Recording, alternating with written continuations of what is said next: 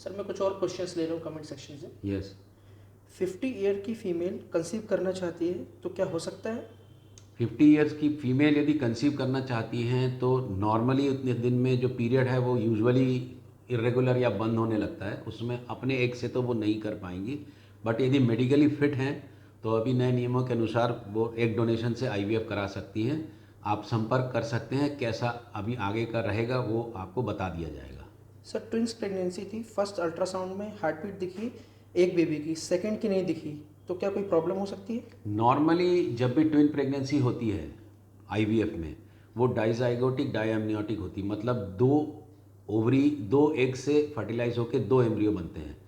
वो दोनों एम्ब्रियो यदि अलग अलग जेनेटिक मेकअप के रहे तो उसमें कोई ऐसा जेनेटिक मेकअप का रहा जो कि आगे नहीं चल सकता, जिसमें इतना डिफेक्ट है कि वो उसमें हार्ट बीट आके बंद हो गई या नहीं आ पाई, उसको लेके बहुत ज़्यादा टेंशन नहीं करना चाहिए। लोग पूछते हैं कि उस प्रेगनेंसी का क्या होगा। उस प्रेगनेंसी का उसका नेचर उसको एब्जॉर्ब कर लेती है, सुखा देती है, और जो बेहतर बच्चा है वो बढ़ के बच्चेदानी में अपने आप को जगह बना लेता है। नसबंदी ऑपरेशन होने के बाद आईवीएफ करवाने से बच्चा हो सकता है क्या?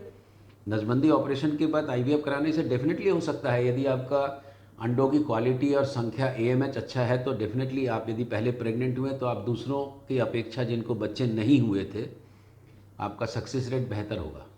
Sir please share weight loss benefits in success of IVF. अभी मैंने एक शॉर्ट वीडियो डाला था, आप उसको देखिए, आईवीएफ विथ ओबेसिटी।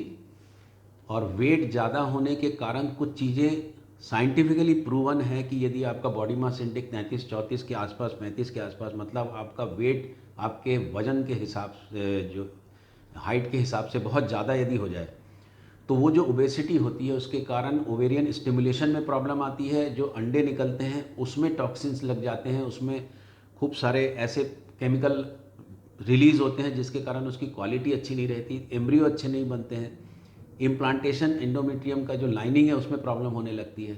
यदि प्रेगनेंसी हुई भी तो लाइव बर्थ रेट और क्लिनिकल बर्थ रेट वो कम हो जाता है। तो डेफिनेटली आईवीएफ कराने के पहले जितना हो सके आप अपना बॉडी वेट को कम कर लीजिए, आपका सक्सेस रेट अच्छा होगा, एम्ब्रियो अच्छे बनेंगे।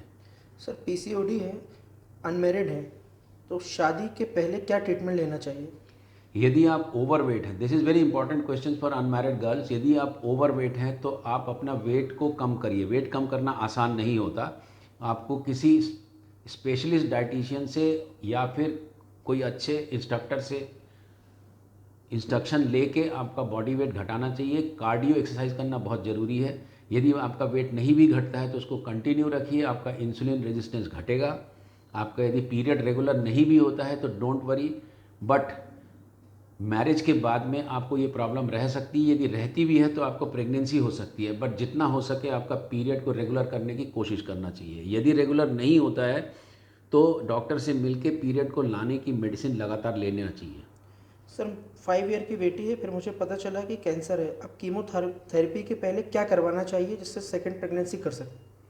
मोस्टली हम कीमोथेरेपी के पहले, यदि आप सेकेंड प्रेगनेंसी और चाहते हैं तो आप कीमोथेरेपी स्टार्ट करने के पहले अपने ओवरी को स्टिमुलेट करा के आप अपने एग्स को फ्रीज करवा लीजिए। ये हम लोग रेगुलरली करते हैं, और उसके बाद में जब आपकी कीमोथेरेपी कंप्लीट हो जाएगी, जब आप डिजीज़ फ्री हो जाएंगे, तब आप या तो एम्ब्रियो बना लीजिए या एग फ्रीज कर लीजिए, फिर आप एम्ब्रियो ट्रांसफ़र करा सकते हैं। सर 2 बार आईवीएफ हुआ है, क्या पीसीओडी के कारण मिसकैरेज हो सकता है? 2 बार PCOD is one of the reason of poor quality eggs, इसमें कोई शक नहीं। हम लोग नॉर्मली, मैं पीसीओडी के केसेस में फ्रेश एम्ब्रियो ट्रांसफ़र करने से बचता हूं, क्योंकि पीसीओडी के केसेस में जो टेस्टोस्टेरोन या एंड्रोजन या मेल हार्मोन का जो लेवल रहता है वो नॉर्मल महिलाओं से ज़्यादा रहता है, जिसके कारण इम्प्लांटेशन भी फेलियर होता है, तो कई बार रिपीट फेलियर होते हैं। इसलिए यदि ब्लास्टोसिस्ट पूल कर लें, फ्रीज़ कर लें, फिर उसके बाद में फ्रोज़न एम्ब्रियो ट्रांसफ़र करें तो ज़्यादा अच्छा रहता है। सर एक ही ट्यूब है, एक एक्टोपिक से निकल गई है और सेकेंड ट्यूब से 8 साल हो गए, प्रेगनेंसी नहीं हुई, तो क्या करना चाहिए? ये बहुत इंपॉर्टेंट क्वेश्चन है, क्योंकि जो बच्चेदानी होती है, बच्चेदानी में 2 ट्यूब्स होती हैं। इस ट्यूब में ही ओवरी से एग जाता है, यहाँ से स्पर्म जाके दोनों मिलके भ्रूण बनाते हैं, या तो इस तरफ या इस तरफ। फिर इन ट्यूब में मूवमेंट होता है, इस भ्रूण को भीतर बच्चेदानी में भेज दिया जाता है, यहाँ बढ़ता और पनपता है, तो एक साधारण गर्भधारण होता है। इसका मतलब ट्यूब की फंक्शन में इसका पेटेंसी होना, मतलब पैसेज देना, दूसरा इस भ्रूण को खाना देना, तीसरा इसको यहाँ से यहाँ तक पहुँचाना। ये 3 इम्पॉर्टेंट फंक्शन होते हैं। इसमें किसी भी एक फंक्शन के गड़बड़ होने से ये चीज़ नहीं होती। अब जिसको एक्टोपिक हुई है उसको, जो उसका ट्यूब बेहतर था दूसरे की अपेक्षा, उसने काम किया और यहाँ से यहाँ तक पहुँचा नहीं पाया, यहाँ फंस गया।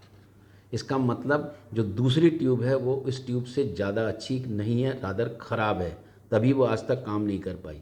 ऐसे केसेस में इस ट्यूब के भरोसे नेचुरल प्रेगनेंसी की आस रखना ठीक नहीं है। बेहतर है कि आप IVF करा लें। सुनने के लिए बहुत बहुत धन्यवाद। आप में हमारे जो दूसरे सोशल मीडिया चैनल हैं, लाइक इंस्टाग्राम हुआ, फेसबुक हुआ, आप इन पे भी विज़िट कर सकते हैं। इनमें हम रेगुलर रील्स डालते रहते हैं, उसमें काफ़ी आपको इन्फॉर्मेशन मिल सकती है। आप यदि इस चैनल को लाइक करते हैं तो इसको शेयर भी करिए और सब्सक्राइब करिए। जुड़ने और सुनने के लिए बहुत बहुत धन्यवाद।